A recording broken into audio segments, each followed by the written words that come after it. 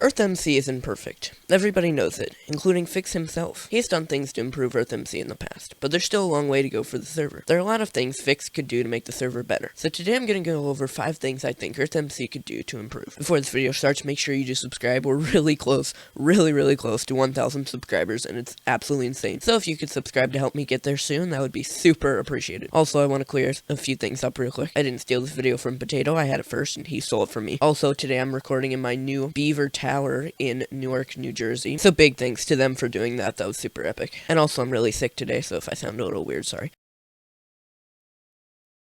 A big problem with EarthMC is that it's too crowded. A lot of places people want to make cities has already been taken since day one. The owners of those towns will just get on once every 40 days to reset their player data timer. So for this I propose Town and Nation Upkeep. Now I know that this is an unpopular opinion with a lot of people, but I think it could keep this server fresh a lot. You'll have to pay like 16 gold per week to keep your town alive, and 32 to keep your nation alive. And if not, it eventually goes into debt and gets disbanded. This would allow for more land for new towns, to keep the server less boring. Maybe someone has been wanting to make a town for a long time, but it's taken. This way they're more likely to be able to do that if the town's owner doesn't pay the proper amount. It also helps with other things, including stopping one-man towns from popping up everywhere, as well as discouraging claim block towns. I honestly don't know why Fix didn't choose to add this previously, because I personally think it belongs on the server. Add the war plugin. This is important. Everybody wants the war plugin, and you're already making it. So at this point, it really just comes down to laziness. If you really tried, you could get it done pretty soon. This is something that needs to happen for the longevity of the server. Now let me clear something up. I personally don't want the war plugin. I think it makes it way harder to relax with my town and nation. I won't be able to build and grow as I want to without dealing with Illinois and Quebec. But I realize that this is something that has to happen for the server. The general public wants this, and you could bring a lot of former players back to the server. It would definitely give a temporary burst of players to the server for a month or so. We know it got figured out in the beta server, so I don't think it'll be that hard to get it onto the main server. It really just comes down to Fix stalling for whatever reason, whether that be laziness or for the same reason I have not really wanted to do it. Bro, I just got given a mystery crate, and then without looking, I placed it. What in the world? Okay, well, I don't know what just happened, but I got a bunch of mystery crates, so I'll open that at the end of the video.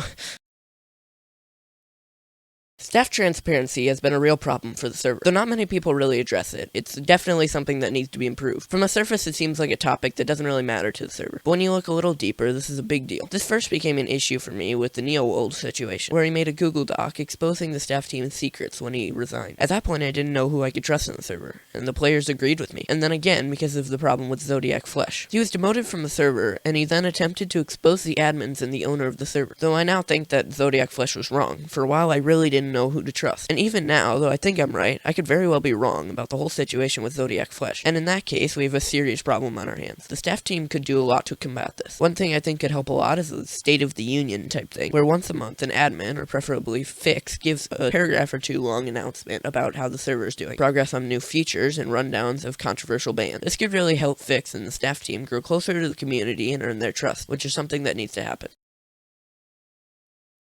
Villagers have been gone for too long now, and it's getting really annoying. Personally, I understand why they got rid of villagers at first. The economy had overinflated, and the worth of god tools, and specifically mending, had gone down drastically. So to combat this, they got rid of villagers. But now it's been many months, and we still don't have villagers back. God sets with mending are costing upwards of 80 gold, which isn't even close to affordable for the average player. And it's even worse for netherite. It's gotten really bad. We need villagers back. I think in the end, removing them hindered the community, and it suffered more than it thrived. If EarthMC brought back villagers, it could boost the player count for a time, bring a lot of new businessmen to the server. The economy needs them back. Now, I'm aware of a problem with this. If they're brought back, mending will be produced at a rate you have never seen before, and god armor will cost less than it ever has before you can blink. But as a regular on EarthMC, I wouldn't really mind paying 5 gold for a set of god armor.